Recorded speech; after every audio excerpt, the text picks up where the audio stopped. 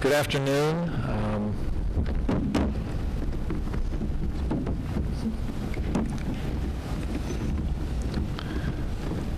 I'm here to announce the fact that we have terminated Ernie Kent's contract effective June 30th of this year. I think the accomplishments that Ernie has done speak for themselves. Certainly our basketball program, as I talked about before, is in a better position now. Ernie and I first discussed this on February 22nd. I said that basically I had talked with the president, talked with the athletic administrative staff, and did not feel I was going to renew his contract. At that point in time, I told him that I would like to announce it at the end of the regular season prior to the tournament. There were some issues with his contract in terms that had to be worked out.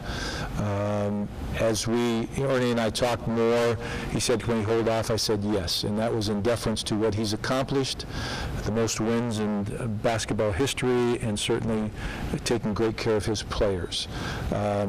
His coaches and will remain on contract through June. Some of them have multi-year contracts that we will work with them.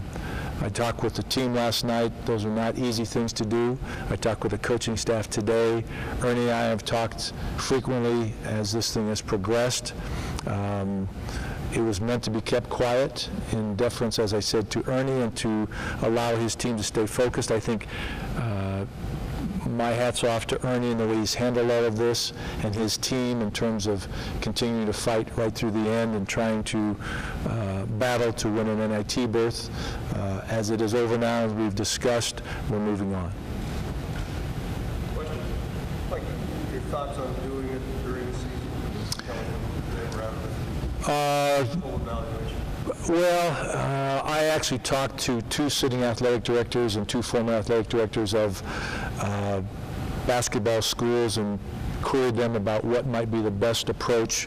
They were unanimous in the thought that the sooner the better if you've made that decision for both parties to move on, for Ernie to prepare for next year, and for the University of Oregon to begin the search process. We have not begun the search process. We'll begin it today. And as such, it was something that I continued to talk to Ernie about after our initial discussion. Mike, was there one thing that sort of finalized your decision in your mind? I know that was the Monday right after the loss to the Challenge Stanford. Did that have something to do with it?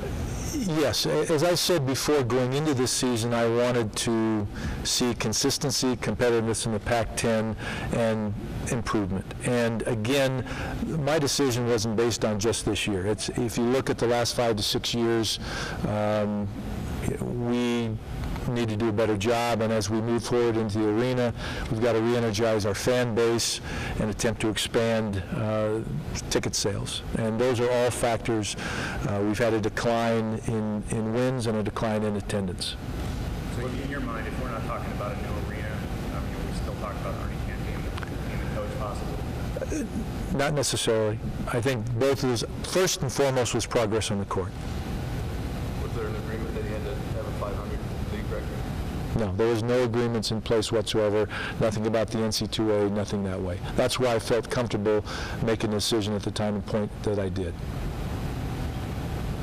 Mike, will you retain a search firm? Will you go around to the site? How are you going to do this? How involved is Nike going to be in helping you do this? We will not retain a search firm at this time. We will do it on our own. We have some help on a national basis, and certainly our relationship with Nike will help us in that regard. But basically, we will handle it internally within our department. What qualities are you looking for? Well, proven ability to coach, people who can recruit, care for the players, that would be excited to be here in Eugene, Oregon, at the University of Oregon. Standard things. I don't think it's any mystery. Did you have in mind what record should be this year? I did not. I didn't have any preset decision about a record. It was consistency, progress on the court, and obviously I had to keep an eye on attendance.